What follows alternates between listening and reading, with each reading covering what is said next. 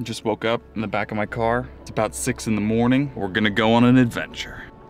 The whole point of this trip is just to push myself out of my comfort zone, to get out, to explore a little bit more, instead of preaching what you should and should not do. I think that's kind of silly and hypocritical if I'm not pushing myself to grow and learn. I didn't feel like going on this trip. I didn't feel like getting up this morning. I didn't feel like sleeping in my car last night, but now I'm here, all because I just committed myself to that process of pushing myself through my discomfort. Something to think about. Honestly, I'm just realizing I need to do this more. Like, it makes me uncomfortable. I don't like it in a way, but I also love it, if that makes any sense. Like, it's not easy and it's not comfortable. That's the part that I don't like. But I love it in that it forces me to grow and learn and confront the things that I would otherwise not. So, yeah. This water's coming pretty close to me. Maybe I should leave.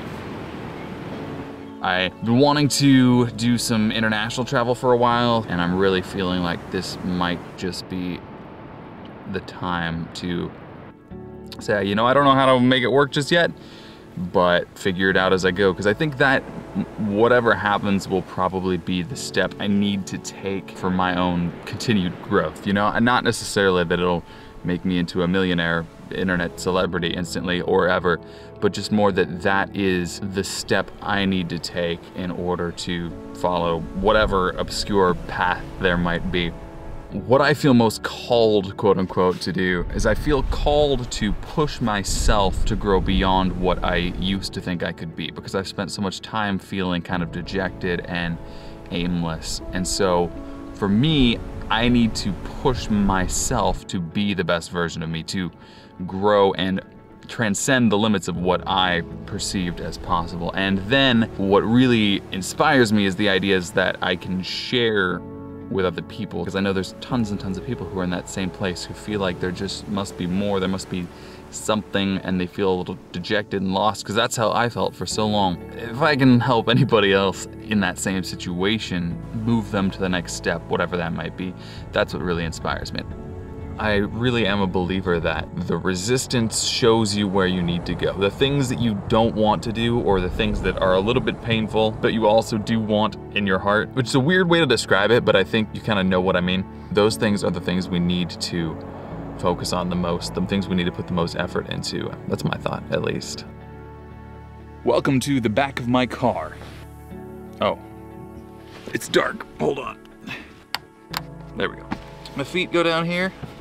My head somehow sort of fits up here.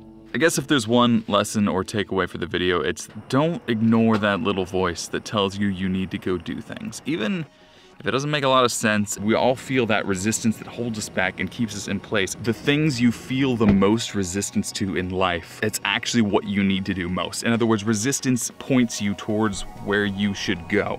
Resistance points you towards the next step. And I believe that so strongly, because every time I've pushed through that resistance, things just seem to fall into place really quickly after that. So I would encourage you, and I'm gonna do my best to also do this, take that resistance head on.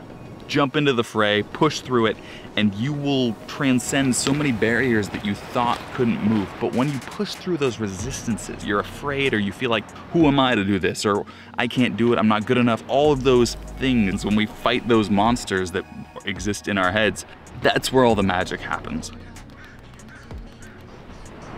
You gotta do the uncomfortable things,